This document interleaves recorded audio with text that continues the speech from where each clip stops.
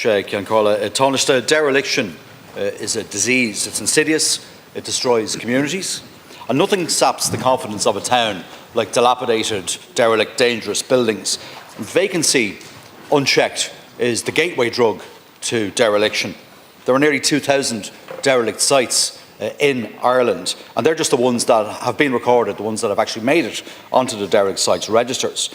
There is an acute situation in my own hometown of Drogheda. An important 18th century building just 3 weeks ago was literally about to fall down, and since then the street has now been closed, neighbouring businesses have lost trade, properties that used to host shops and homes are falling, they're collapsing all around Ireland as we speak. And this is not a problem that's exclusive to my own hometown, Taoiseach. It's a national disgrace, and a national solution is required. Now, the National Planning Framework, it's very, very telling. It mentions dereliction twice, just twice. The Derelict Sites Act of 1990 is just not fit for purpose. And your own Minister for Housing, Minister O'Brien, admitted that in 2021. How? Because he set up a working group to change it, to change the Act. It's met, wait for it, on 3 occasions, just 3 occasions since 2021, and it still hasn't reported.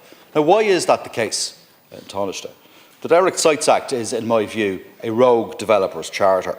The Act in many cases has, for example, allowed dodgy developers to erect hoarding around what are obviously derelict buildings, just to screen them from public view, thereby complying with the Act. Now, this is just crazy. It is absolutely bonkers. They're literally giving the 2 fingers to citizens across this country, these errant developers, and they're giving the 2 fingers to councils as well. Now, if you own a property that you've allowed to go to rack and ruin, if you can afford to let it go to rack and ruin, you're obviously rich. And the only language that some people understand is money. So these people need to be hit hard in the pockets. Revenue needs to be given the power to collect derelict sites levies. Owners that dodge the councils and the district courts need to be the responsibility of the revenue commissioners. Give these people tax compliance problems instead. Hit their businesses. Now, the Derelict Sites Act needs to be streamlined. It needs to be made it easier for councils to acquire derelict buildings before they become dangerous. And there is, I think you would agree, an environmental imperative too. Recover important buildings in our town centres before we develop new ones. Put them back into use. Now, I know you're going to talk to me about the Croí-Connor scheme, but the Croí-Connor scheme is piecemeal. It's a sticking plaster solution. That's all that it is, as is the Deficient Town Centres First programme. Now, despite my calls over many years, the Living Cities Initiative tax relief, for example, has not been extended to towns like Drogheda. Now, Taoiseach, my questions are these. Will you put a rocket, please, under Minister O'Brien and get him to publish the report of the Derelict Sites Act Working Group? Will you amend the Act and make the definition of dereliction stronger and more robust and more effective? Will you streamline the CPO process and introduce, for example, compulsory sales orders like they have in Scotland? Will you staff up councils to properly allow them to fully enforce the laws that are there?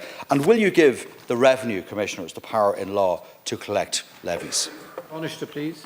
Yeah, first of all, I think dereliction and vacancy is a key issue. But I would argue now that never has more funding been made available to a whole variety of schemes to try and end dereliction and to get urban regeneration going.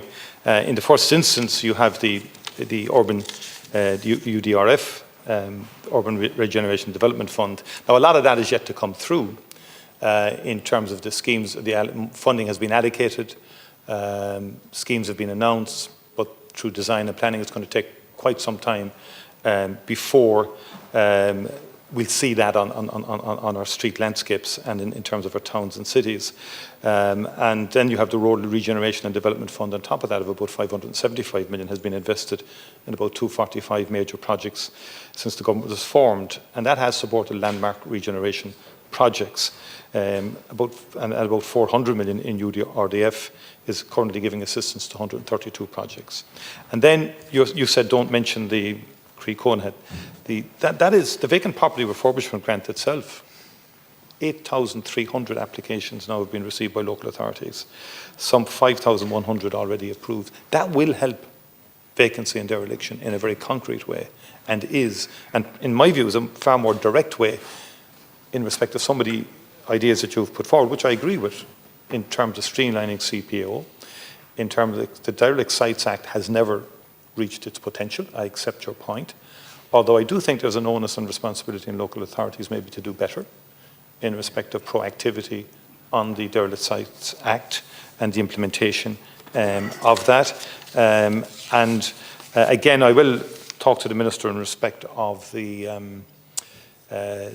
working group in terms of getting that to complete and to publish the report, because that could inform some of the issues that you've highlighted as to whether or not you'd give revenue the role in terms of, but revenue are wary of being asked to do everything in terms of what may be seen as kind of social policies or policies for other departments to enact. So local authorities, if like, it's their domain, it's their jurisdiction, certainly from what I've seen on the ground, I think the derelict sites framework has not worked to the degree that it should. I think the Town Centre First initiative of the government will make a difference in towns across the length and breadth of the country. And so you have a range, you have rural regeneration development, urban regeneration development, you have Creek Kona, you have the Town and Village Renewal Scheme, which is incentivising, if you like, the bringing back to life of derelict buildings and derelict residential streets. And that's the key, I think. Thank you, Tánaiste. Derelict sites are the low-hanging fruit in terms of addressing the housing crisis that we have. Now, I know you visited Drogheda briefly during the local and European election campaigns, but you didn't walk down a street called Narrow West Street. And you will see in Narrow West Street in Drogheda a case study of dereliction and things that can go wrong. And you talk about resourcing up the local authorities and making sure the local authorities do the job that they're required to do under the Derelict Sites Act. That's all well and good, but you might consider resourcing them properly. Louth County Council, for example, got a total of €7 million this year in relation to its CPO agenda. Nothing close to what's required to allow that council to fulfil their own plans to acquire properties under CPO and to bring them back into use. What should be considered is, for example, the compulsory sales order idea. It's in place in Scotland. If a developer is not using the property, if it is derelict, then he is required or she is required to actually sell it on to somebody who can, in fact, use it. What we actually need is a national conversation about property interests and property rights and how that's balanced against the rights of the common good. And in the review of the Derelict Sites Act, we need to prioritise community interest, the common good and the public interest over the property rights of developers and property owners.